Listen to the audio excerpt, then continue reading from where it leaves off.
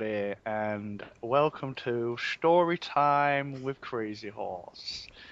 Now, this is the third Crazy Horse podcast. Welcome, everybody who's listening. To my left, I have Mike. Hello. Hi. And trying to hump my leg to the right of me is Liam. Hello. What a nice leg it is. Aye. I've even shaved it just for you. Nice and smooth. So, how are we both? And what are you both playing at the moment? I don't mean right now. At the moment, I've started Dark Souls. Ooh. Basically to keep in line with Liam's Let's Play. Should be going up every now and then. If you had her to I'll need help, that's why. So if you had her to tear out, Mike, would you be out right now?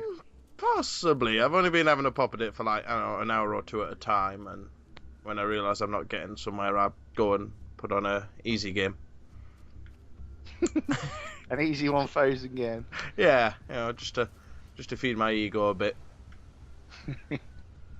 And have bragging rights over Liam at work. Yeah, but that's not particularly much of a challenge these days. Is that overcompensating though? What, my gamer score? Yeah.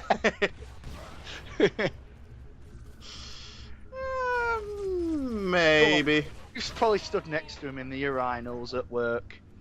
Is he? Urinals? We don't wait till we get to the urinals at our place. We're not posh. No, do it at corner. Where's paper bin? Yeah, I went boss. But yeah, is it really as difficult as everyone's making out? Because yeah, it's a difficult game. It's not. Shut up, you. It's kind of more of, it's one of those. I think Liam put it great the other day by saying it's one of those more old-fashioned games where you've just got to figure out the pattern for each, like, say, individual boss or level sort of thing, and then you sort it. It's just finding that pattern to begin with. Aim for the weak spot. Yeah, they just don't tell you where that is. And it doesn't teach you how to play the game. So there's no tutorial. No, it throws you in at the deep end. Being a PS3 owner though, have you not tried the first one? No, I never read it. It weren't really that well known until Dark Souls came out. So I just didn't give it a go. Think you're gonna go back and get it, or? Yeah, possibly. I'll probably purchase it. Get the special edition at some point. Oh, nice, yeah. Because I think I've seen that in Game Station. The God of War games are always, we're not punishing, but they're always. I'm not obviously. I think the new one was Ascension. That one got pretty panned in the reviews, from what I read. Apparently they changed it quite a bit, made it a lot easier, user-friendly sort of thing. I know the last one I played, the third one, really tricky. Well, they always are. I mean, they kind of, they've got that right mixture of like action and puzzles, and and it was like, I mean, more action really than kind of puzzles, but that's what I love about the God of War games. They really did feel badass, and the enemies and the whole like setting and everything about them were just fantastic. I'd love them on the Xbox. Even like the HD versions, they'd be fantastic. But so what are you playing as well, Liam? At the moment, out and out? Not really. I haven't really had that much time. What I have been playing is it Despicable Me? Minion Hunt? Minion Rush. Yes. That's the one. Yeah. That's the one we've all been playing when we should have been working. Yeah. Or when you're on the toilet. Yeah. So addictive. It is. It's like I was just saying to a mate on Facebook yesterday. It's like I've got Temple Run and Temple Run 2, but yeah, Minion Rush. It's another endless runner game, and you think, well, there's loads, but there's something about it. Maybe it's because minions are the in thing at the minute.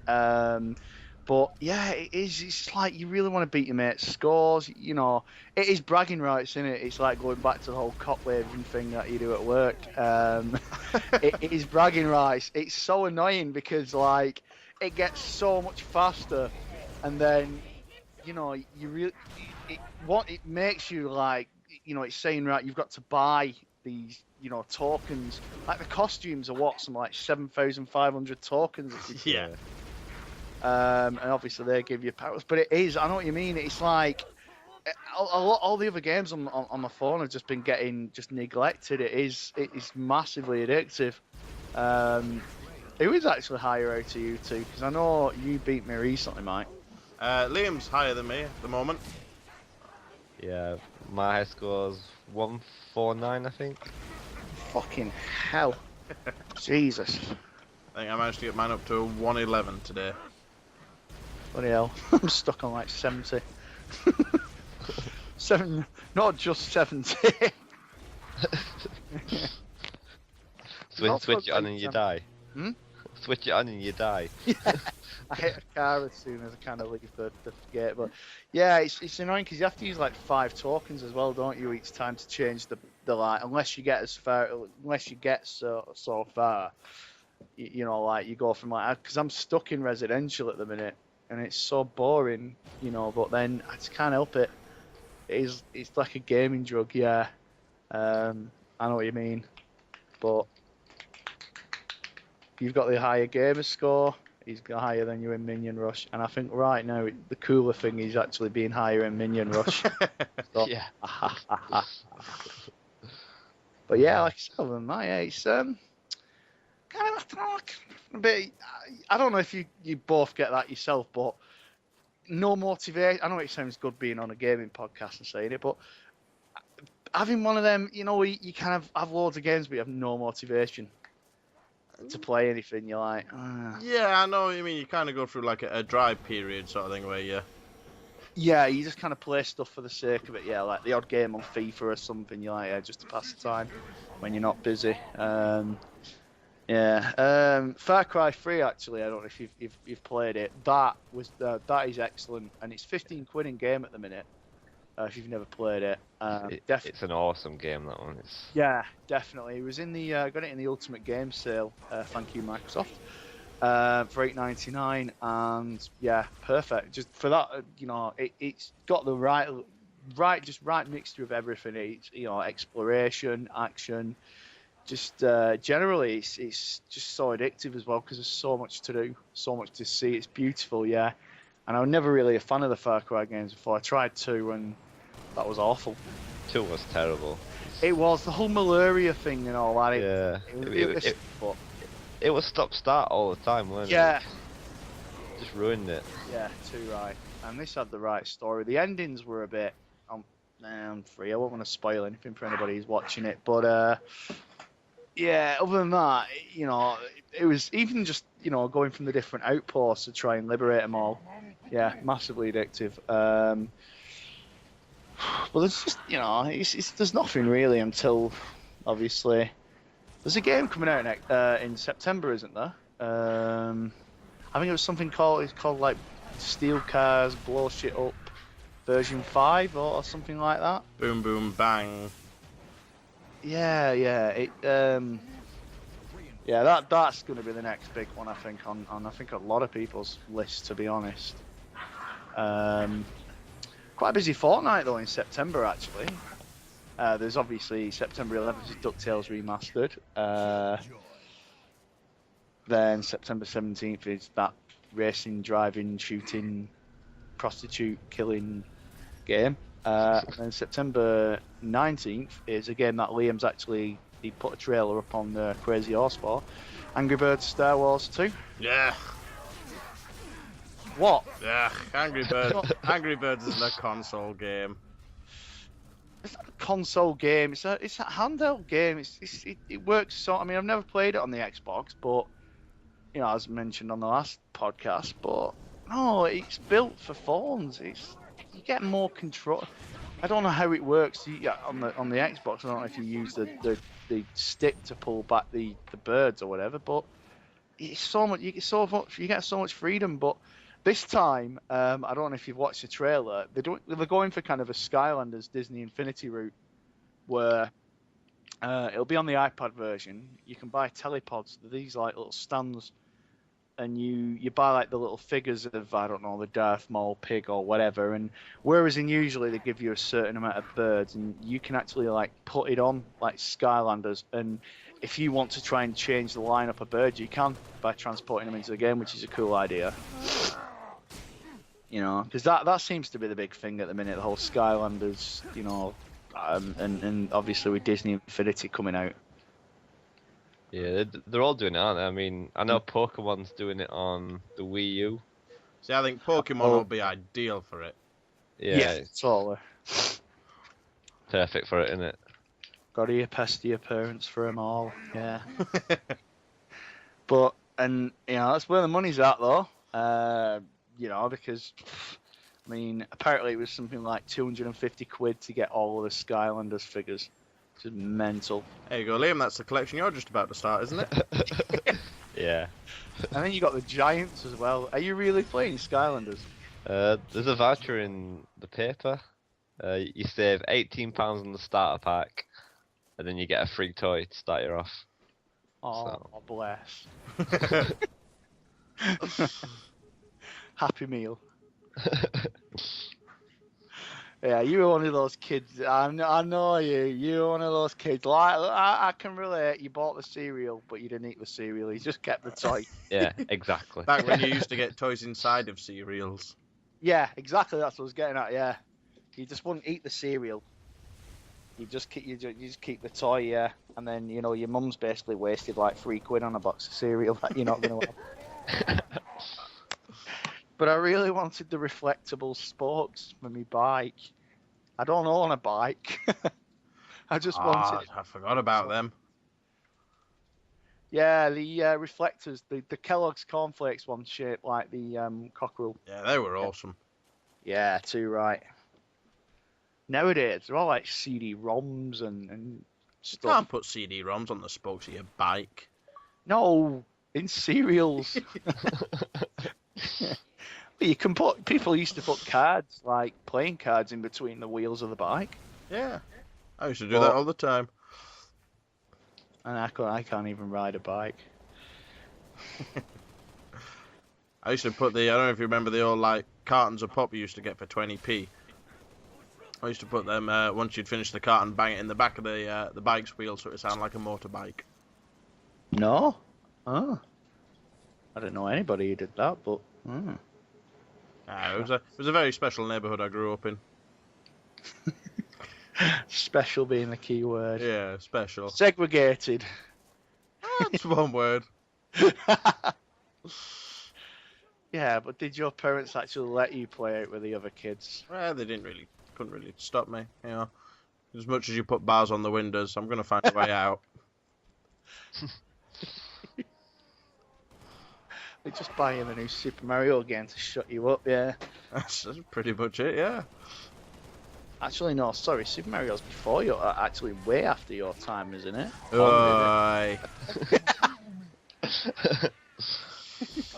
Bring Pong into this. Back in my day, we didn't have any of this motion gaming. We just sat there with our ColecoVisions and clackers. Clackers! Yeah, them things you spun round. They were like, yeah, you know the ones I meant. Yeah, they're like a handle. They sounded like them ones you get from the football. Well, not nowadays. From like the 50s. No, I don't do football. Boo you. Are you gay? No. Are you implying gay people don't like football? Abort conversation. Abort conversation. No, I'm not implying that in the slightest. It's just a bit of banter between the lads, really. You know, next you'll be telling me you don't drink beer. Oh, that's just stupid. Of course I drink beer. I'm from up north. Oh, aye. Actually, beer is actually on your crest, isn't it, in the north? I don't know. I just drink the stuff. I pay too much, drink too much, and enjoy it. Too right. I see what I like, and I like what I bloody well see. That's right. Oh, that's right. Although I'm a bit further up north than these Yorkshire lot.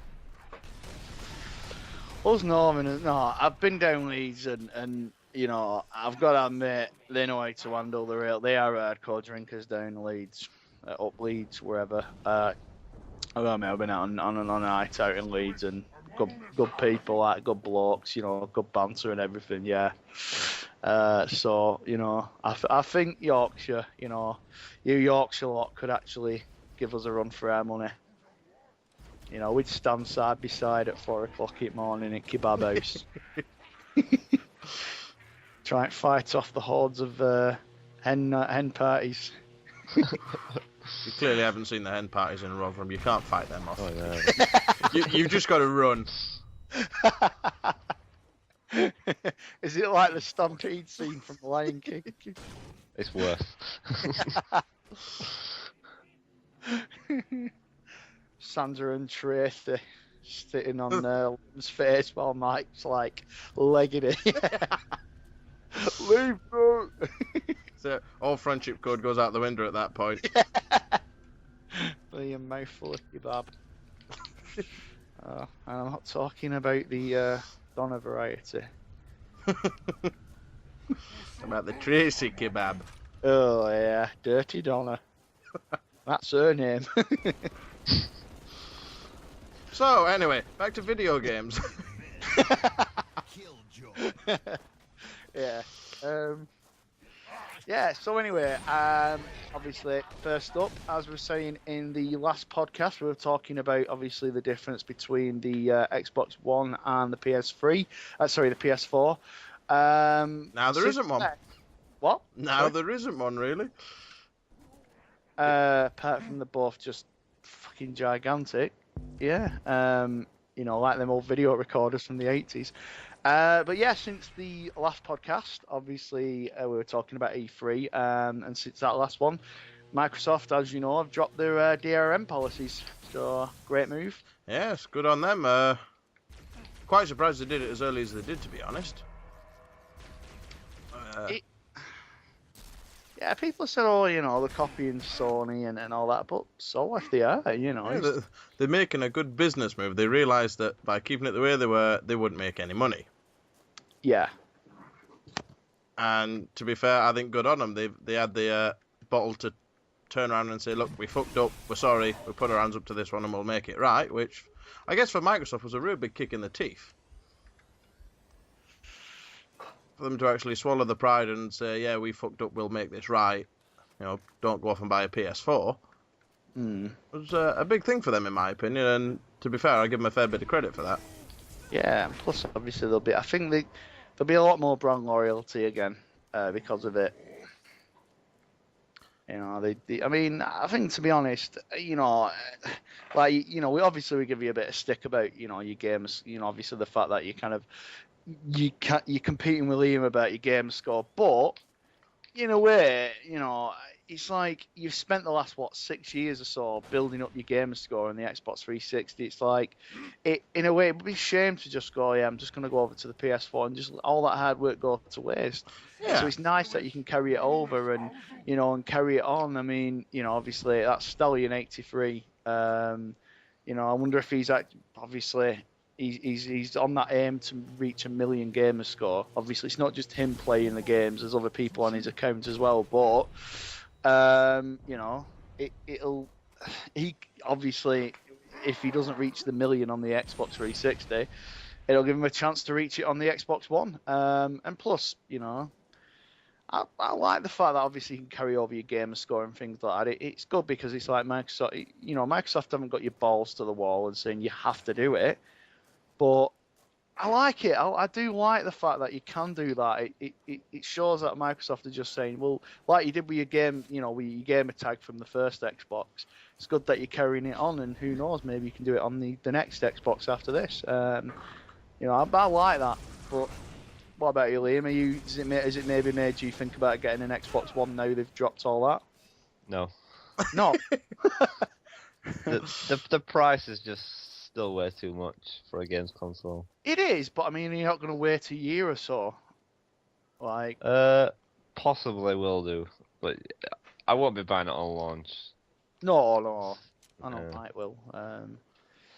His wife doesn't know yet, but you know. I'll definitely have that one on launch. Since for the price, I know, like you said, it is an expensive console. I do think they're charging too much. And I know in their defense they've been saying, yeah, but Kinect's thrown in with that, so obviously that's where the extra cost is coming from. But I can't see the price being a huge turn-off for the core Xbox fans now. I think now that the DRM issue's completely gone and the region freeze gone and all this lot, I do think that... And you don't have to be online all the time as well. Obviously the online thing's no longer an issue. I think that'll win back a lot more of the Xbox fans than the initial price hike would. Mm. Yeah, like we were saying, brand loyalty, yeah. You know, with the whole gamer score and gamer card, etc. tag, yeah. I'm going to wait a year or so. I mean, because to be honest, like I was saying on the last podcast, the games, it's going to take about a year before you're going to see really the full potential of it. You know, the launch lineup. I mean, obviously, Kinect Sports Rivals has been delayed, and I bet you're absolutely devastated about that, Mike.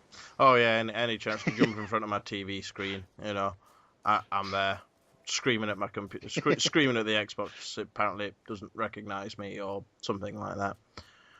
Didn't the Xbox 360 don't even recognise you? It's, you know, not just you personally, anyone. The amount of times I'll be there screaming at Mass Effect 3 to open a frigging door. Open door! And he's like, yeah, fuck it, I'm going to press the button that's right in front of me. It'd be just quicker to do that anyway. All these games I said better with Kinect. They really weren't. Like FIFA. I think we were talking about it last time. You know, I was talking to my mate about it actually, on Friday, yeah.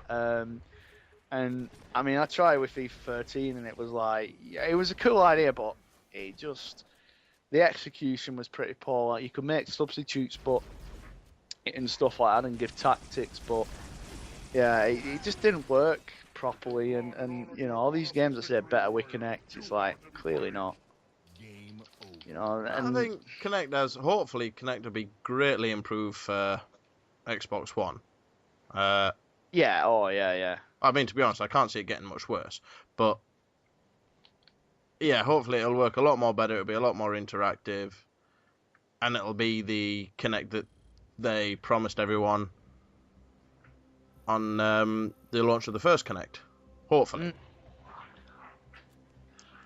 it'll be that good. It'll even pick up your fingernails now. Awesome. Just what I've always wanted, a console that can pick up my fingernails. And it can track your eyebrows. Hey, eyebrow. Just the one for me. Oh, that giant slug's still asleep on your forehead, is it? That's it. Won't budge. Good man. Well, the wife loves it.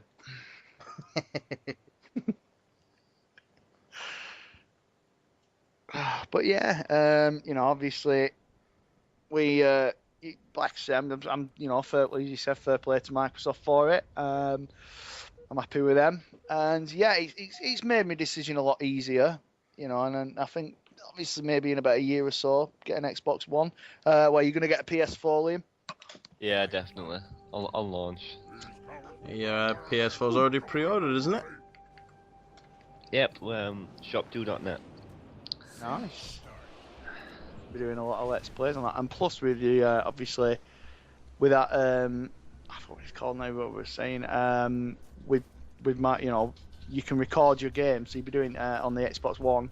I don't know about the PS4, but with that new suite, you can use that option on the Xbox One. I think a lot of people will be doing the Let's Plays. I don't know. From what I've read, I can't see it being very useful for Let's Plays. I mean, what is it? What is the limit now? There was a limit, weren't there? I think it's like what, between 5. It was either 5 or 15 minutes, one or the other. Yeah. So I can't Just see it get a look. make a huge Coffins. deal of difference for Let's Players. I think a lot of people abuse it. You'll end up seeing a lot of bloody 12-year-olds with a Call of Duty players. You know, I thought you were going to say with the cock out then. Huh? I thought you were going to say with the cock out. That's a different game. What kind of channel do you subscribe to? codsandcocks.com. That's a different Let's Play. Yeah, let's play with myself. But yeah, and it'd be like, you know, to be honest, yeah, you probably will see a lot of, you know, you will, as long as they filter it well, because I mean, there'll be a lot of like, you'll probably see a lot of bloody people going on YouTube with a, in it blood, this is my kill cam. You know, I is going to show you how I like snipe somebody from like 15 yards away in it, you know, or whatever. You know, and you will get a lot of that crap as well. Mostly but from you. But, me, yeah. I don't play Call of Duty, so maybe on, you know, like easy 1000G games, yeah, when I'm struggling. Please give me a hand. I don't know how to play it. I'll enjoy all of my games. Don't worry. But yeah, it's a good idea. You know, because I like them. It's like on a EA Sports website. I don't know if you go on it, Liam. You can actually like, where you can upload your videos and your goals and stuff. That'd be a cool idea because obviously you'll be able to get out genuinely. You know, like you'll get some genuine gamers who'll do like goal of the week and things like that. So I'm liking the idea of that. You know, they showed it through. They showed it obviously playing Killer Instinct at E3. I'm looking forward to Killer Instinct. I am, but like I said, it's the whole business model was a bit. I don't know. It's I can understand why they've done it, but you know, obviously, like I said, if they give people that 10-15 minute trial of each character, you know, so you can actually maybe get to grips with them and see, you know, what you think of it, then. You know, it'd be a good idea because you know you don't want to be paying, I don't know, whatever it is, 80 points for a character. I know it's only 80 points, but then you think, well, I don't like this character. There's a season pass as well, but yeah, hopefully it'll be, you know, it'll even just capture, if it can capture just a little bit of the essence of the original, then definitely, you know, I'll be up for that because the original was just fantastic. Yeah, the combos you could pull off, amazing. It was so different to all the other beat 'em ups at the time.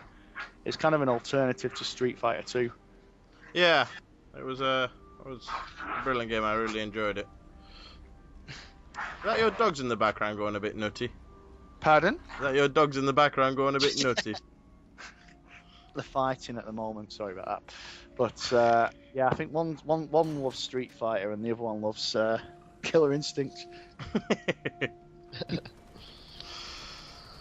But yeah, so speaking about the new consoles and things like that, has anything else caught your eye of the new ones coming out, or? Sort of podcast. Like I say, mate, obviously the DRM thing was obviously that swung it for me, but games wise, it's not really. They haven't really announced anything since for it, to be honest. That. You know, like I said, not on my part. What about yourselves? Well, I was looking forward to Fez 2. Whether I actually get to see that coming up anytime soon or not, I'm not sure, but I still think we'll see the game. I don't think it'll be in the next year or so, in the slightest, or within any launch of either of the consoles, but... What game's that, sorry? Fez 2. Oh, Fez 2. Yeah, obviously we'll talk more about that after. I think you will go back to it, but you know, it's a shame what's happened. You know, obviously the whole Marcus Beer thing was kind of the straw that brought the camels back, even though he denied it. You know, obviously he said it's just all the abuse he got, Phil Fish. I think obviously it was, you know, it's a bit silly what he did. but you know, a bit of an overreaction. But he'll calm down, like I said last night, and he'll come back to it, yeah, because people love Fez too. Fez too much not to want, for him to want to see. And that's where the money's at, once he realises he's not, once he runs out of money, because the indie industry is tight for money, he'll soon come back to it. Cliff Bleszinski wrote him an open letter in his blog yesterday, basically begging him to come back. Yeah, I saw it. It was quite a heart-touching letter, I imagine. Yeah, definitely, because Cliff was, talking. Because Cliff was like that back, in the early '90s with Jazz Jackrabbit. And obviously Cliff can totally relate. Cliff wasn't always just big action games like Gears of War. He did the shareware games and things like that for the PC and for DOS, and so Cliff can totally relate. Yeah, I like Cliff Bleszinski. He's people give him a lot of stick, but yeah, he cares about his games. Maybe he might get a bit too kind of overexcited, a bit too kind of. People might think he's dickish about it, but I like him. I genuinely think he's got a passion for games, which a lot of people don't have. And I think that's why, like you say, it was touching because he cares, about indie games. They're the future. There might not be a lot of money in them, but I genuinely think, when the big franchises like Call of Duty and all that, they're the juggernauts. But when they, people get bored of them. Games like Super Meat Boy, I think that, they'll be like the cockroaches of the indie games in the apocalypse. You know what I mean? Like they'll survive, and I want a Fez 2. I love it. The first one was fantastic. Oh yeah, it was a brilliant game. I think, like you were saying, I think it's the indie market that are keeping the freshness in the gaming industry.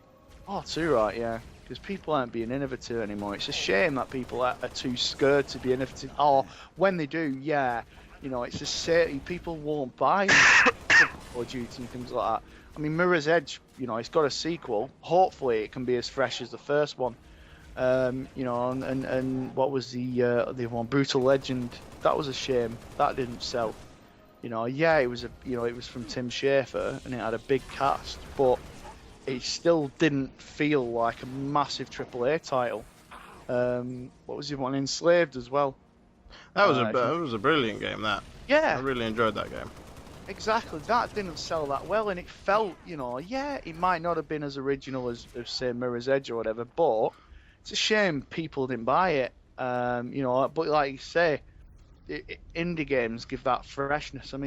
Like Super Meat Boy might have felt a bit like N+, but each game's got their own individual style to it, and individual. It feels, it feels like a fresh game. They all just have that own little charm to them that really work. Like we were talking about Minion Rush, earlier on. It's like, yeah, it's another endless runner game, but there's something to it that keeps coming back. Challenges and things like that, and so yeah, and I it's just, yeah, I hope Phil Fish just calms down and realizes that, yeah, even though what people like Marcus Beer said was maybe, obviously maybe it might have been the truth, I hope he does calm down and come back, because I think it was a bit of a dickish move from him, but I won't lie. But yeah, I think in my opinion, I think they were both just as much to blame with each other with that one. It was, I think Marcus was a bit out of line with what he said. Granted, obviously he's got his own opinions of Phil Fish, that's fair enough. The way he went about it, I think, was a bit out of line. And obviously Phil Fish's reaction as well was also a bit over the top. I can understand him being a bit stressed for the amount of shit he's taken since Fez has been in development. He's had now, but people trolling him on Twitter and God knows what else, and I can imagine that can get to people for a bit. But I think the problem being with it, especially with indie developers, is with the amount of pressure they're under and the passion they have so much for the games. Are you saying? Sorry, go on. But I think it's hard for them not to get that wound up and that have that that emotional reaction about something they care about so much. Because for them, it's not just a case of clocking in, doing your work, and going home. It's It's just something that their entire life revolves around. Yeah, You but wonder whether these big companies like EA, Activision could just come along and say, "Oh, we'll help you out here." They'll like take them under the wing or something and just push them along and take media pressure off them and stuff like that. Yeah, I suppose that would help, but then again, it's one of those things. The reason they're in the indie market to begin with is they don't want to be handing over control to these big soulless companies. They don't have to. I mean, obviously he's a talented developer on his own. Mm-hmm. They don't necessarily have to take control of it. Just they know who he is on that. Just I don't know. I'm struggling to get my point across. I don't know. No, I get what you're saying. I mean, it's like Michael Wiltord for Twisted Pixel. You know, they got bought up a couple of years ago by Microsoft, and then everyone's going to be expecting them to be like, people are saying, oh, Microsoft are going to be, you know, snapping the whip at Twisted Pixel. And I mean, I'm a huge fan of Twisted Pixel. By the way, I can't wait for Local Cycle. But, you know, but Michael Wiltord said recently, I was watching an interview on IGN, and he said, you know, that Microsoft have been brilliant. You know, he said they haven't come in, they've just come in every now and again, but they haven't basically been giving them deadlines and going, oh, you've got to do this, you've got to do that, you've got to, they've given them all complete creative control. They've gone, right, you know, this is basically Local Cycle was, you know, kind of your idea, for example, and, you know, it's your baby, you get on with it, you know, we'll just kind of occasionally pop in, see how you're getting on, and it's great that, yeah.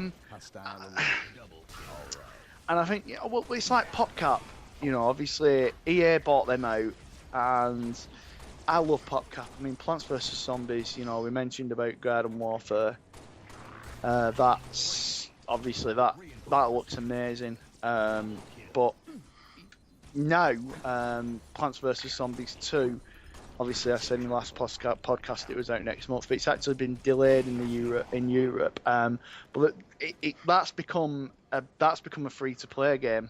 And I think that's kind of EA's decision as well. I think that's where EA have gone.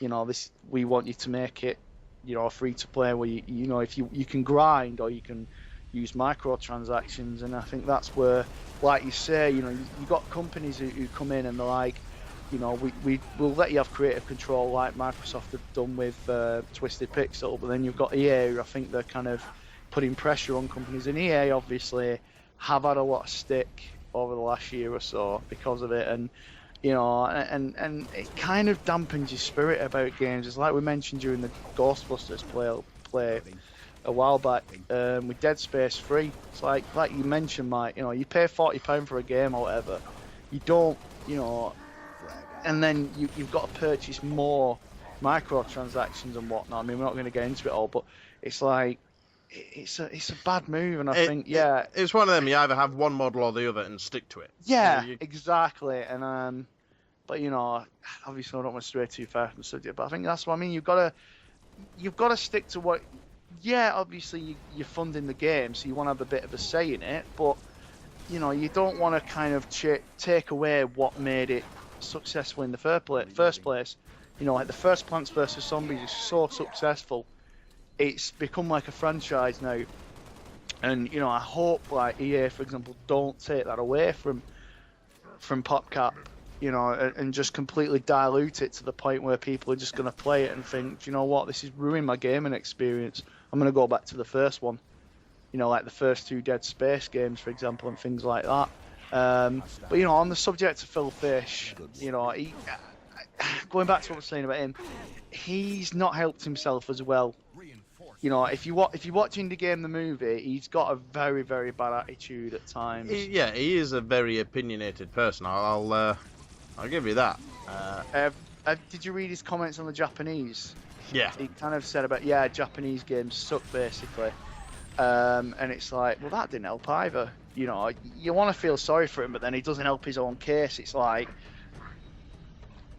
but obviously, I think what it really boils down to is, you know, Fez 2, you know, people want it, and you know, I think he's just got to watch what he says, you know, and obviously, you've got to be thick-skinned in this gaming industry. You know, it's like an Activision employee.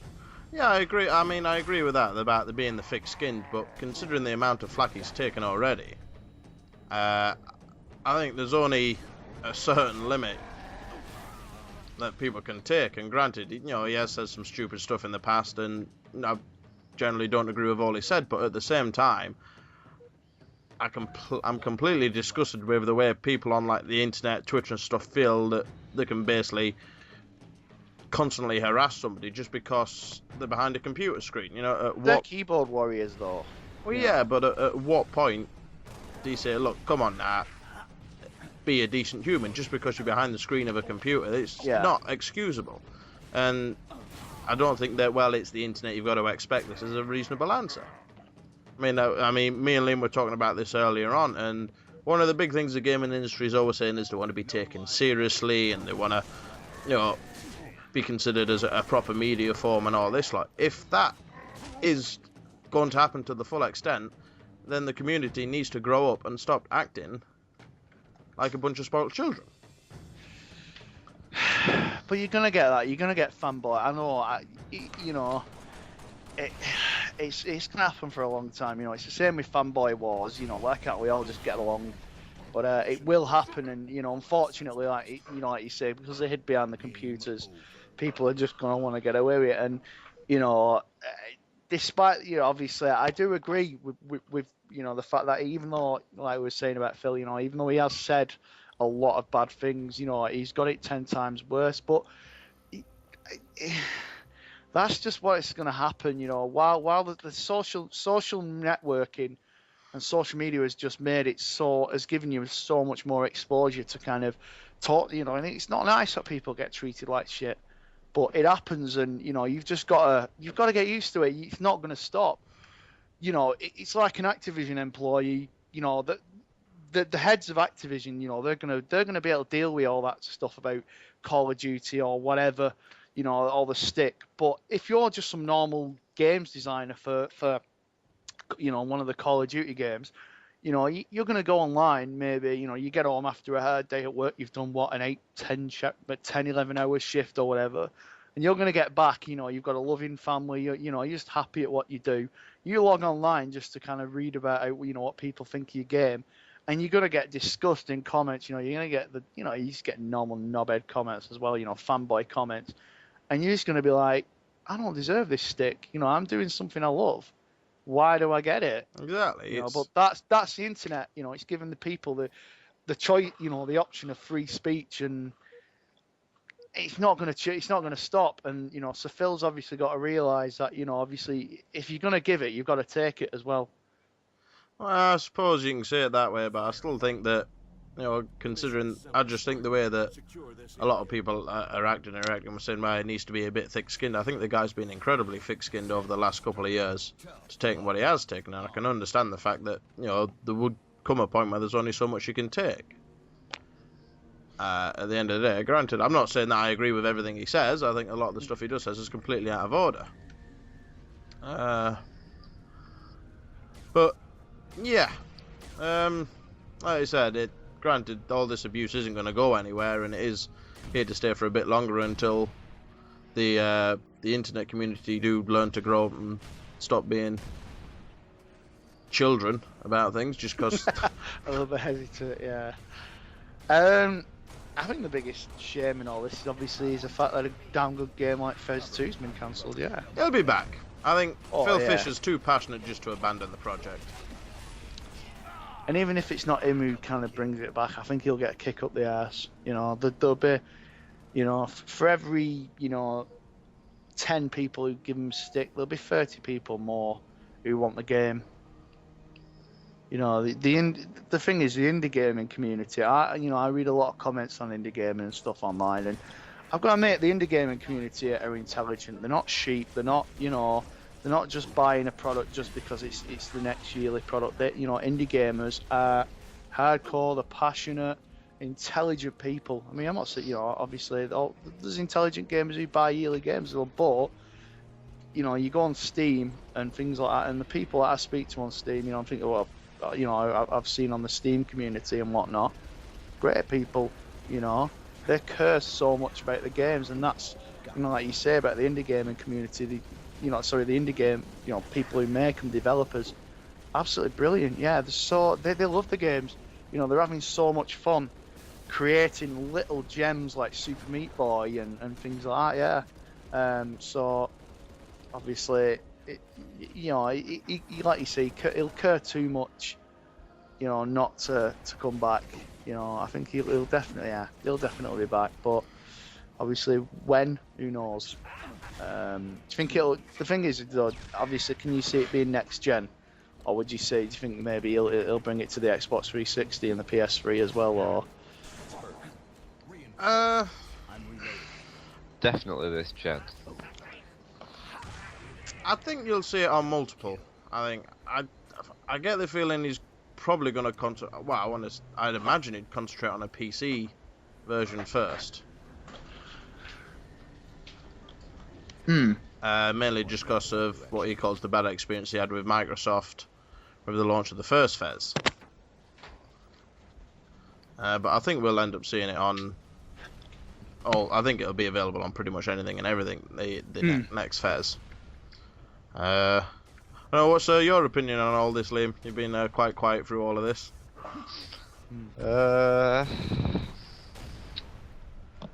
think he's been treated harshly. It's like mine was saying. If so much your passion and you do that in your spare time, you know, something that you do to enjoy, it's not fair that someone else can come in and criticise you. And I don't blame him in the slightest for carrying off in the way that he did, because, like you said, there's only so much you can take before you start defending yourself.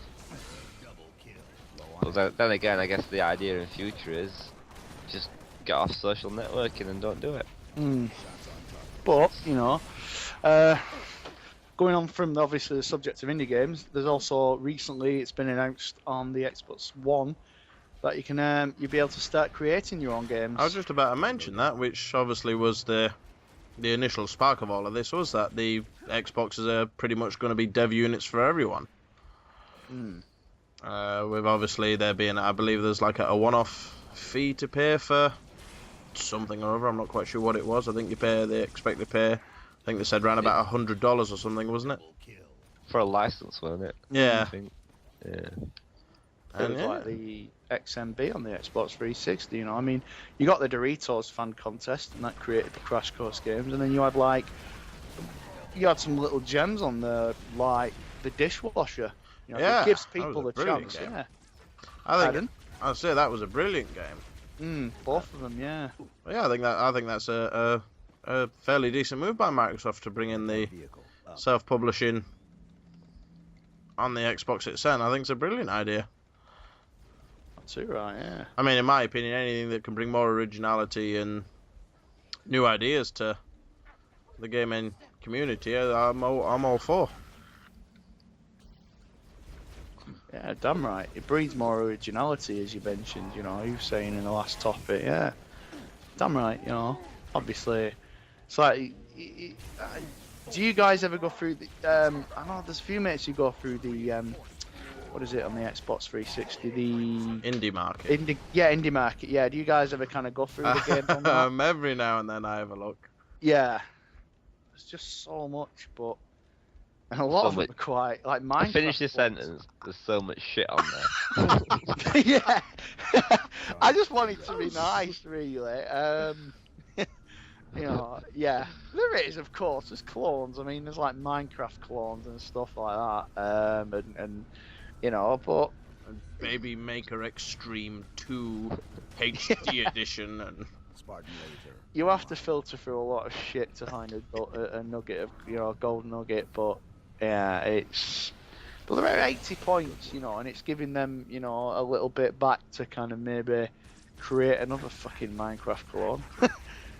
But yeah, it's a good move. You know, speaking of Minecraft, that is number 1 in the charts at the minute. It's but in the actual physical charts as well now. That game's been massive. Have you played it, guys? Or? I love it. I think it's a brilliant game. I think it's one of those games that I'll just stick on when I want to play a game, but I don't want to have to get into something or play a game that's too serious, and I'll just dig. You just want a quick fix, yeah. Yeah. No pun intended, yeah. Did you play it, Liam? No, yeah. I am gonna get it and try and get into it. I hear good things. But... Yeah, I tried the trial. Oh, it's one of them. Yeah, I think you've really got to kind of push yourself, really, just to kind of not to enjoy it, because that's not, that's not the right thing to do in gaming. But yeah, it's so popular, isn't it? And I mean, I think it's really cheap actually as well. It's like 20 quid on a physical copy. Yeah, I think retailing at 20, isn't it? Which I'm not quite sure how much it's going for on Xbox Live, but 1600. so again, that's about 20 quid, isn't it? So yeah. Yeah, just well. Yeah, we can get it. I think it's something like 1649, something like that. Because it's what 1750 roughly for 2100 points. So yeah, 15, 16 quid, something like that. Yeah, but it's that's like it reminds me of The Sims, not in obviously the look, but it's just kind of it's come out of nowhere. I mean, it was massive on the PC, but that's what I mean. It was like The Sims was just nobody expected The Sims, I don't think, to be that big, and then Minecraft has come along as well. It looks simple, but it's just so addictive. I mean, not to me personally, but obviously to millions of people around the world. What do you what is the charm in it to you? Like, what's kind of brought you into it? To me, it's just pure escapism. The fact that I can just go into the world. I can either dig, do what I want, build what I want. And I think one of the main appeals to me as well is there's no mission. There's no objective. It's you just do what you want. So I think it's just a brilliant thing to relax to. I think the music's great in it. I just think it's a brilliant thing to relax to. There's no pressure to do anything. If you don't want to do the survival mode, you just stick it on. I think they call it craft mode or whatever it is. Build what you want, dig what you want, just relax and chill. I think it's just really good escapism for me at the end. I think that's what does it for me. I've seen the modders, what they've done. I mean, one I saw, I think it was some like January, February this year, not that it really matters. But I saw one where they did like a roller coaster. Yeah. I think it was on the Xbox 360 version, and that's brilliant. Some of the mods they've done, some of the things people have built on Minecraft, I've got to get, I can't give them enough credit. That might take them months to do, but so what? What they've done in the end, it's like the Skyrim modding community as well. I've seen a lot of the mods for the PC version. It's like, wow, and it gives you that. I tried the Minecraft trial twice. Didn't really like it, but I want to give it another chance. It's £2 to rent in Blockbuster, which isn't bad. The retail copy, but yeah, and it's given so many people so many chances to like kind of be so creative. Like you say, it's like escapism, and the multiplayer mode's supposed to be really kind of addictive on the 360. When you first saw it, did you ever think it was going to be this big? No, I never imagined Minecraft to be as big as it is today. I could have seen it because it's one of the simplest things, always the best idea, isn't it? So yeah, Tetris, yeah. I never liked Tetris. Really? Yeah, but that was more down to the fact that I couldn't play it. To be fair, it was rock hard, but it was really that's what kept you coming back, because you just knew, it was punishing you, but you just knew that you had to come back for one more go. It was so simple but so difficult, frustrating. I know what you mean, but it's like Bejeweled and things like that. Puzzle games are kind of, the simplest of games. They look so simple, but they're actually the most difficult. And they seem to appeal to one of the bigger markets now, the casual gamers. With the it's a bizarre thing that, like I say, your Candy Crushes and your Bejeweled and things like that. They get so huge, and it's something I've never really been into. That type of game, it just doesn't appeal to me. But I can, like I said, I can see I think the opening up the casual market or the casual games, I think, has done a hell of a lot for video gaming recently. And I know a lot of people are like slate the casual gamers and these people who do play Bejeweled and Candy Crush and whatever, but I think the more people get into that, obviously the more casual gamers then move on to, you know, like your console gaming and stuff like that, and you know, it can only do the industry good, I think. Mm-hmm. Look at PopCap, yeah, as we mentioned, you know, before, it's like, they came out of nowhere, really. It started off so simple with like Bookworm and Bejeweled, and look at them now, they've been bought out by EA. Yeah, exactly, and like Candy Crush Saga. Nah, you know, it's it is Bejeweled. We had to get that in there again, but yeah. But it's become, I mean, obviously we'll go on to the next subject in a minute, which is link into this. You know, with social networking games, like, that's what's made it so big. Like Candy Crush is, you know, asking people for lives and things on Facebook, because it's so, you can link up with your mates and compete with your mates now thanks to social networking. You know, and that's added to the appeal as well. You know, like we were saying about Minion Rush, obviously we're gonna keep plugging that. You know, but it's you compete with your mates now. Yeah, that's another kind of added incentive, and obviously asking your mates for lives. I've had to block it on Facebook, Candy Crush. Like, I've got somebody. I'll not mention any names, but there's somebody on Facebook who religiously sends me a request every day to join. I think it's something called Diamond Rush. Probably a Bejeweled rip-off, yeah. I get loads of them, yeah. I've got no interest in this game, but he keeps sending me invite after invite. He. I'm not gonna lie, I said that's as far as I'm gonna say. It's definitely a he. Yeah, but something called Diamond Rush. No, I'm not playing it. There's loads of them, yeah. There was another one recently which was a rip-off of Bust a Move called, what was it called now? Catherine were playing it. Oh, damn it. Bubble Witch Saga. That was another that people used to get friggin' invites for, yeah. Yeah, you get all them clones, you know, like the current craze at the minute is Endless Runners. That's the big one at the minute as well. There's loads of Endless Runner games like Temple Run and all them, and you get loads of clones. I'm trying to think what the other ones are as well. The other one that I get pissed off with hearing about is one seeing as well on the App Store is, have you heard of 4Pix One Word? Yeah. Oh yeah. God, yeah, they've started releasing shite loads of them on the App Store as well. There's a song one, isn't there? Song Pop, is it, or something? Oh no, Song Pop's different. No, 4 songs or something. 4Pix 1 song or something. Yeah. Although I believe you got a fair bit of time in on 4Pix One Word, didn't you, Liam? I can't remember if it was that one or something else. Did it keep nudging you at work, going, "What's this? Dog." What's this? Carpet. I believe there was a couple of occasions of that. I believe there was a couple of occasions of that. I'd never actually got around to downloading that one, but that was one I quite liked the look of. It's not bad. Yeah, I would.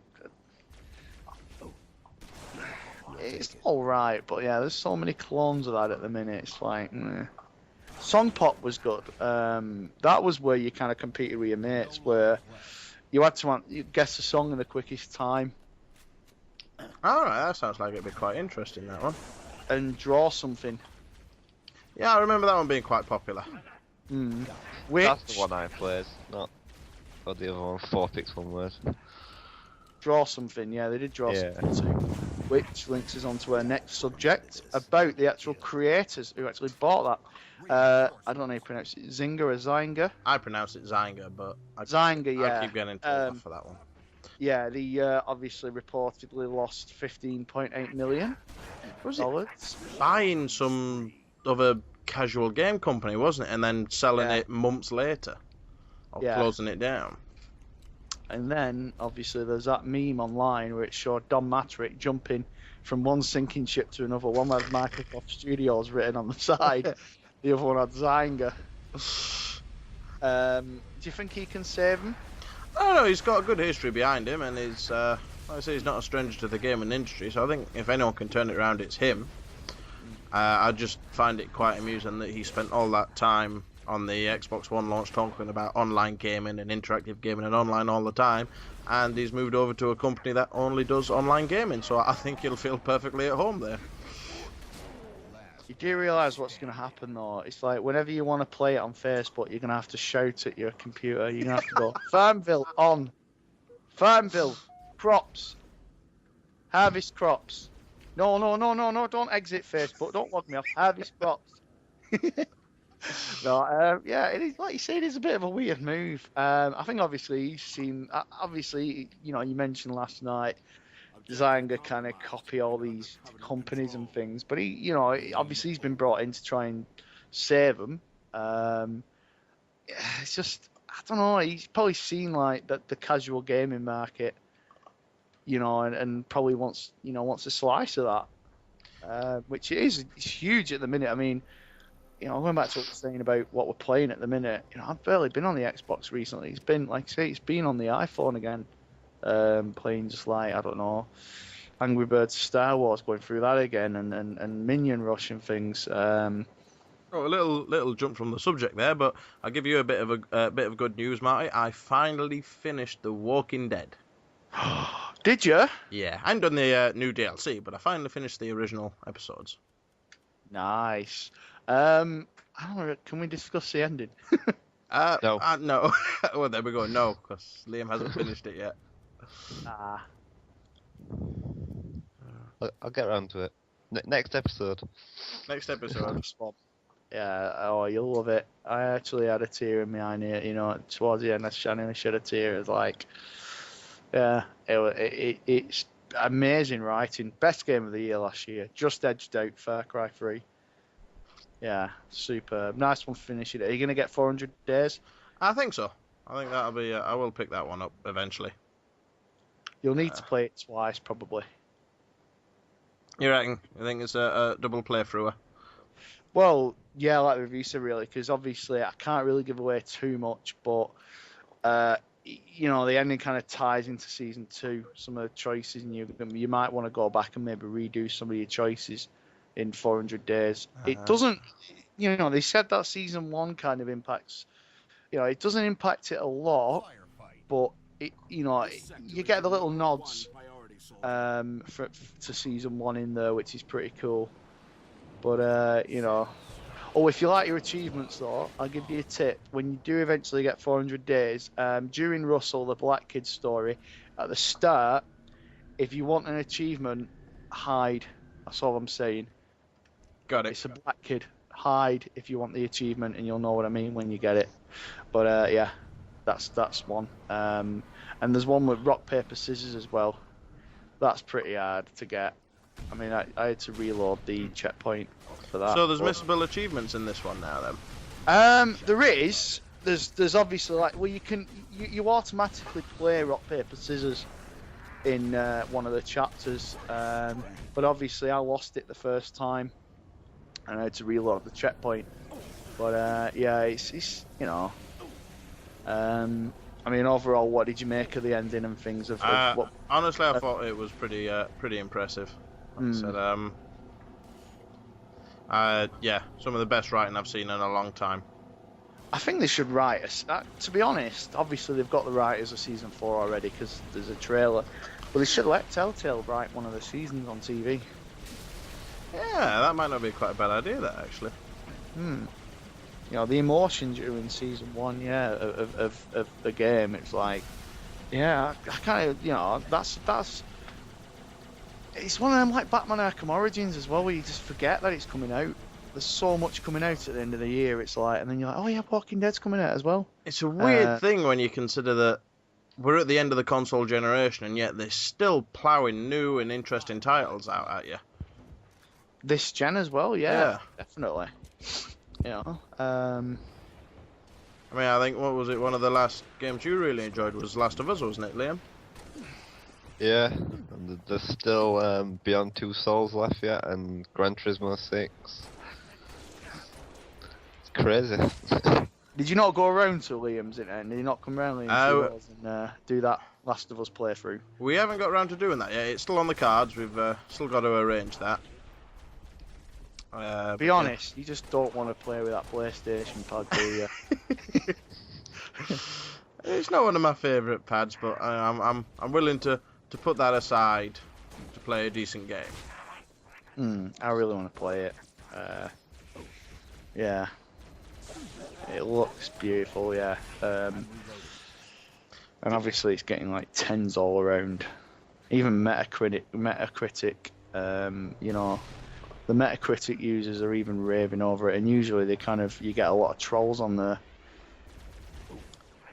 Yeah, I know you consider it one of the best games you've played this year, don't you, Liam? All time. All time? Yeah. Even better than Two Human.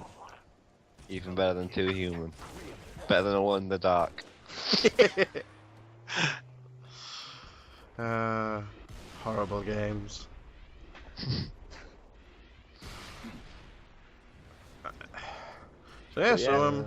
Sorry? I was just going to say, so where does that lead us up to now then? Like what we've covered told Don Matrick leaving Microsoft. I think he's going to end up back at Microsoft. I expect to see him come back as a CEO at some point, but... Yeah, like we said last night, I mean, Zynga needs to obviously... The problem with Zynga is obviously... The games are only accessible through PC and laptops, you know. If they release like Farmville and you know, like all them Cafe World and whatever other games, if they release something like the App Store, they make shitloads. Oh yeah. That's where the money's at. Smartphone gaming. You know, Plus, it'll be nice to see Zynga actually make something. Yeah. Full stop. They'll be releasing next week on the on Facebook, Running Through Temples. The Last of Us zombie run. Yeah. Zombies who eat plants.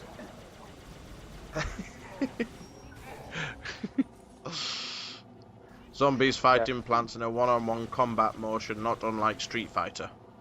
Yeah, and you have to pay 69p for each tap. Ow. You are out of Hadoukens. Please invite one of your friends. Oh God. Oh yeah, collect coins, yeah, to press start on the screen. You must ask your friend. You've got to wait 5 hours before you can press start again. Yeah. Basically, that ruins game, and you have to wait like to recharge your energy or whatnot. There is one actually, a really addictive game. It's on Facebook as well, but it's also, I don't know if it's on Android. It's called Top 11. Yeah, I've played it. It's annoying. It is annoying, but you keep coming back. Sounds like one of these footballing games to me. The thing that pisses me off about it, you get your players good, then the end of the season they go back to being shit again. Yeah. Doesn't seem right. Yeah. And you just can't. You're gonna get some spoilt kids on there as well, because you just can't. You got to use a coin for every time you bid, and it's not just that. Also, when you get to you get qualifying rounds if somebody outbids you, and you got to keep putting coins in. So you've got to buy coins for it, yeah. If you really want to buy all the best players, otherwise you're just gonna, you know, it's addictive, yeah. I'm you know. Really. The trouble with the coins is, I myself paid for some coins. I'm buying them and that. But I looked on YouTube. There's a hack where you can get unlimited. So it just takes the fun out of it. I'll have a look at that. That's probably what I need it, to be honest, because it's just frustrating. I actually end up buying like 34-year-old players. Yeah. Who have got like 29 seconds left on the clock or whatever. I'll wait in 2 hours to buy like a 12-year-old Vietnamese striker. I'm reloading. There's a sentence you don't hear every day. I I waited 12 hours to buy a 12-year-old Vietnamese striker, and then I was thrown in prison. I was outbid at the last second by Liam. Ooh. No comeback, Liam. No, I'm out. I'm tired. He's actually out in the garden and he lawn mowing the grass, is he? At the minute. I wish I were. Not you, the Vietnamese kid. Never mind. Go back to sleep. Oh god, oh god. 10 minutes left, of course I'm. 10 minutes later, bloody hell, looks like we'll have finished the podcast by the time you realise.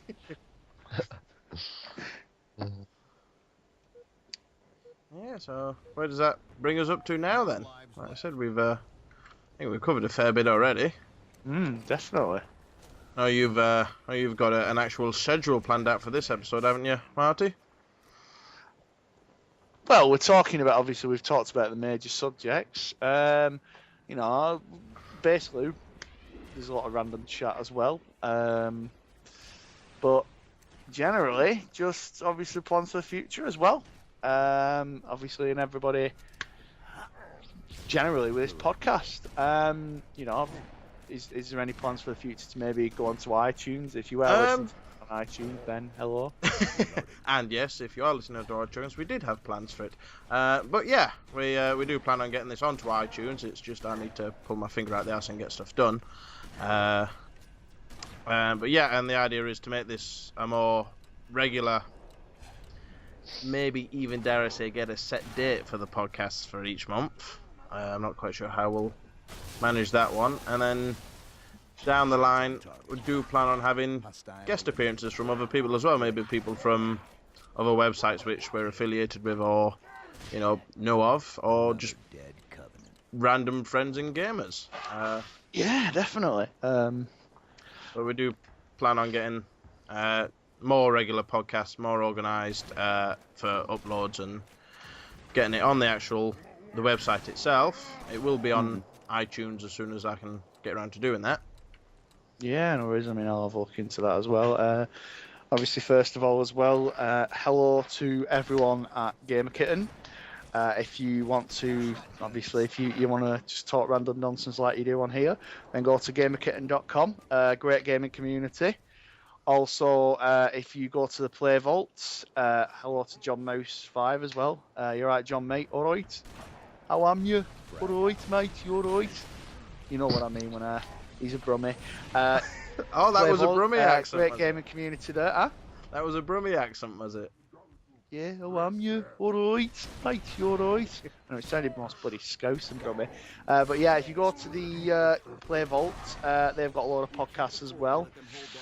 They're obviously, I think they're on to like the 73rd, but got a bunch of lads there. And obviously Destination Gamer as well, which you'll see as one of our affiliates. All right, Batch, how you doing, mate, if you're listening? A fairly new website. We've just joined each other yeah, partnered up as affiliates of each other, so it was good to see them and a decent new website out there. It's definitely. And obviously, with Mike and Liam doing their Let's Plays, obviously you've got game meets on Destination Gamer and Gamer Kitten. Yeah, also it's my cousin Lee. You alright, mate? If you're watching, you alright, cuz? But yeah, obviously there's quite a few. But are we looking? You know, obviously we were looking at branching out Crazy Horse as well. Maybe a bit more. Are you doing a forum or? Me and Liam have been discussing. We're working on bringing in a forum. We're also discussing bringing in a members area, which is obviously something we'd need if we had a forum. And another thing we've also been working on is hopefully getting some kind of schedule for live streaming of video games up there. Crazy like Twitch. Yeah, Crazy Horse Gaming now is a Twitch account. We're just trying to iron out some details of how and when we're going to go about doing live streams and what would be live streaming. But that's another thing to be looking out for in the future. So yeah, we've got plenty of things in the pipeline. We do plan on bringing new stuff up there, and we do plan on getting more content up on the site more often regarding news and things like that. It's at the moment it's a bit awkward with all of us working full time getting content up there, but we we are going to concentrate on getting more content up there, more relevant content, as well as the other areas I mentioned. I don't know, is there anything else I missed out, Liam? You want to mention? Not really. I mean, we've got this new podcast section there, haven't we, on the website? I love the fact that you can download them as well. That's a nice touch. Obviously, if you've downloaded this podcast and the others, cheers. Thank you for that. Much appreciated. Tell all your friends. The app that we're sort of got like in a beta stage at the minute. It's not officially out there yet. It'll be available for iOS as well. And a new game development, which is basically like Minion Run, made by Zynga, but it's a Crazy Horse instead. Horse Rush Dash. Sounds And like you've got a kind of sounds like something you get at my local A&E. That. That's a Saturday night out in Rotherham, isn't it? Horse Rush Dash. That's last orders at the kebab shop in Rotherham. That. No, that's what you have in the morning when you've eaten a kebab.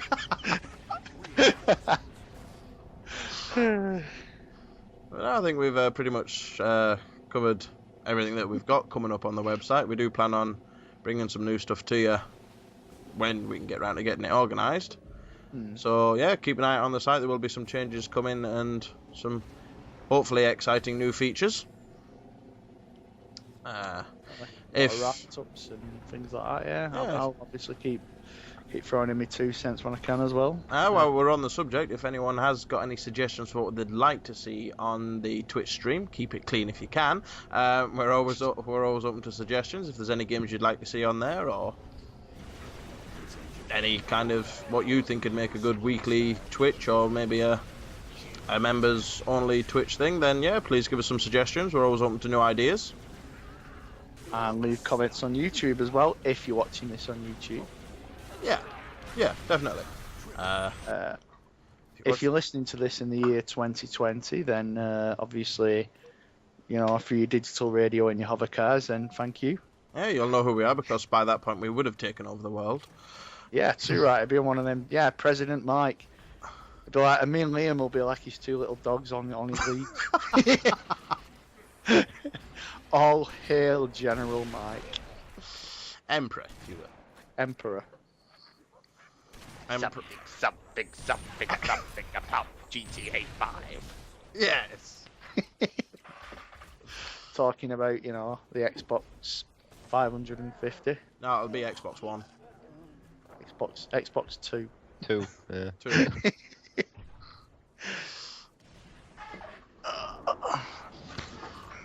And Liam will still be playing The Last of Us. Probably. Is that good? I know, I want it on the Xbox 360. Go buy a PlayStation. It's worth Yeah, it. they are cheap though, aren't they, as well? So in all seriousness, yeah, they are cheap, aren't they now? Yeah, you get them for about £60 from Cash Converter. Shit, the bed, really? Bloody Yeah. hell. And what gig is that though? Is that the lowest gig? That'll be the 40 gig.